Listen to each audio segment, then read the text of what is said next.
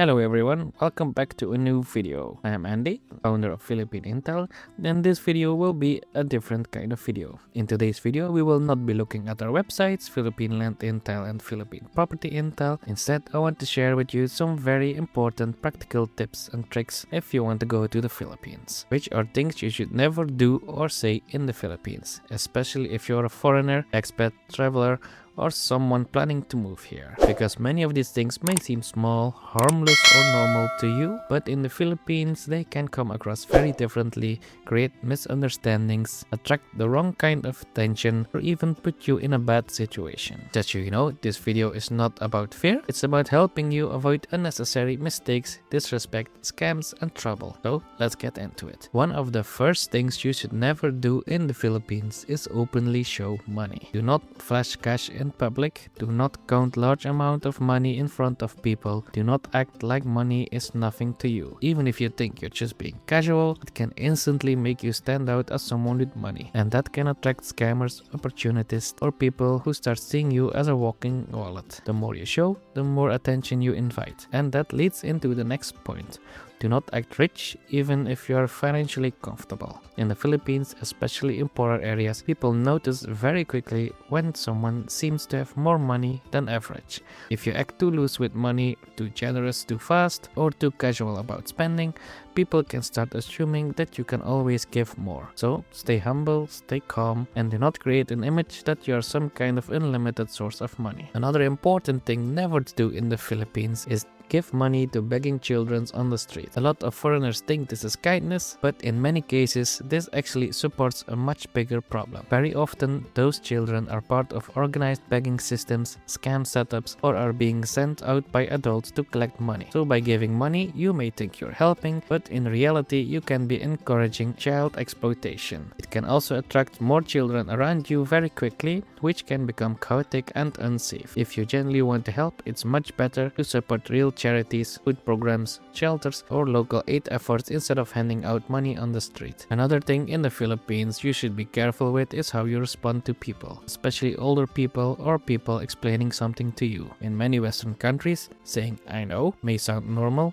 efficient, or harmless, but in the Philippines that can easily come across rude, dismissive, impatient, or disrespectful. Even if you do know already, it often sounds better to respond in a softer way. For example, instead of saying "I know", say something like "Yes, you're right," or "Yes, I understand," or "Ah, yes, that's true." That sounds much more respectful, much less confrontational, and that connects to a bigger point within the Philippines. In the Philippines, try not to be too direct or aggressive in the way you speak. The Philippines is generally a more indirect culture. That means many people value harmony, smoothness, respect, and saving face. So, if you are too blunt, too harsh, too loud, or too intense, even if you think you're just being honest, people may experience you as rude, arrogant, or difficult. This is especially important when giving criticism. Do never embarrass people in public, never correct them harshly in front of others, do not raise your voice unless you want the situation to escalate. Another thing you should never do is insult a country while living in it. Yes, every country has its problems. Yes, there are many things in the Philippines that can be frustrating, slow, messy, inefficient, or difficult, but if you constantly complain, compare everything negatively to your home country, or speak like the Philippines is beneath you,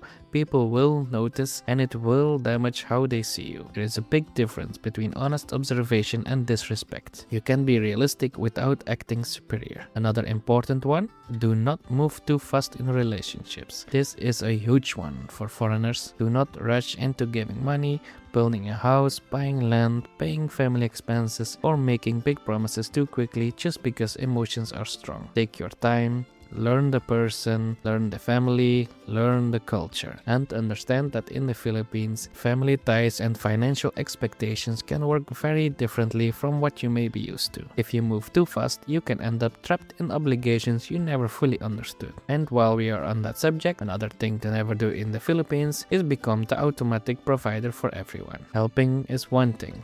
Being slowly turned into an answer to every financial problem is something else. Once you start giving too easily, too often, or without boundaries, it can become very difficult to reverse that pattern. From the beginning, be kind, but have boundaries. Do not create expectations that you cannot or do not want to maintain long term. Another mistake in the Philippines, do not assume verbal promises mean much without proof. This applies to property, construction, business, borrowed money, and many other situations. If something is really important, make sure to get it documented properly.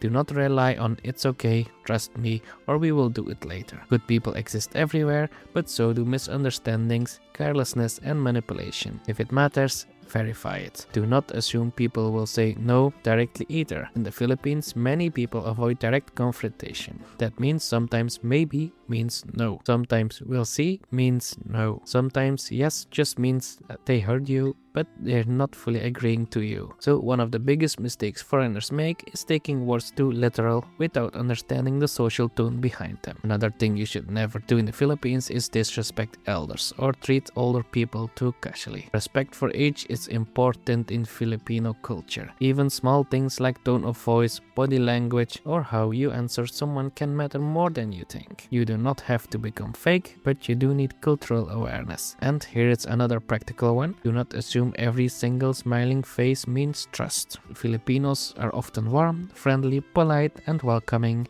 That's one of the beautiful parts of the Philippines. But friendliness does not automatically mean deep trust, honesty, or long-term reliability. So appreciate the kindness, but still use common sense. Stay warm, but do not switch your brain off. Do not publicly shame your partner, their family, or local people. Even if you're angry, even if you feel right, public humiliation often creates a much bigger problem than the original issue. Private, calm conversations always work better than loud public reaction. And one of the very important points, do not come to the Philippines thinking your foreign status will make you smarter than everyone else. That mindset can cause a lot of problems. Some foreigners arrive thinking they understand everything better. The locals are naive or that they can easily outplay the system. Usually, those are the ones who get humbled the hardest. The better mindset is this: be respectful, stay observant, keep learning, and do not underestimate local knowledge. Because often, the people who survive and thrive best in the Philippines are not the loudest, richest, or most confident. They are the ones who adapt well, respect culture, keep boundaries, and think long term. So overall, the biggest message of this video is simple. Do not move through the Philippines with a foreign mindset only. Learn how things are perceived locally, be respectful, be careful, be generous in the right way, but not blindly. And always think beyond your first impression. If you do that, you will avoid a lot of unnecessary mistakes and have a much better experience overall. While this video is not directly about Philippine Land Intel or Philippine Property Intel, both of these projects are also being built to help people make smarter decisions in the Philippines, especially around location, property risk, and relocation. So if you're interested in that side as well, you can check those out too. If you found this video useful, make sure to like and share it. And if you want more practical advice, relocation tips, expat warnings, and smaller Philippine related content, make sure to subscribe and hit that bell icon. If you have your own experience or advice to add, feel free to leave them in the comments below. Thank you for watching, and I'll see you in the next video.